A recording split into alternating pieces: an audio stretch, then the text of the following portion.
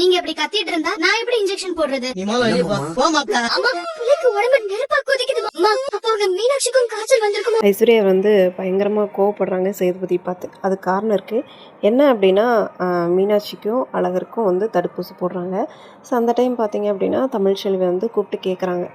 யார்கிட்டனா சேதுபதிக்கிட்ட, எப்படி இருக்கா குழந்தை, அந்த மாதிரி தடுப்பூசி போட்டால் ஃபீவர் வரும், மருந்து கொடுக்கணும் ப்ராப்பராக அப்படின்னு சொல்லிட்டு.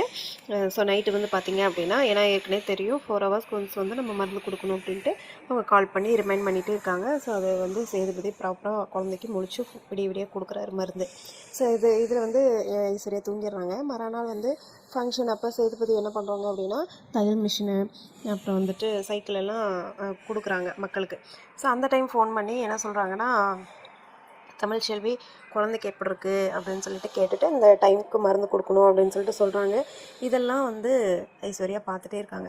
ஏன்னா இது வரைக்கும் நல்லவங்களாக தான் காட்டினாங்க. இனிமேல் வந்து ஐஸ்வர்யா இப்படி இருந்தால் வேலைக்கு ஆகாது, நம்ம வந்து மாமா கூட சேர்ந்து வாழ முடியாது அப்படின்னு சொல்லிட்டு அடுத்த கட்ட நடவடிக்கைக்கு போவாங்களா அப்படின்றத நம்ம வெயிட் பண்ணி பார்க்கலாம்.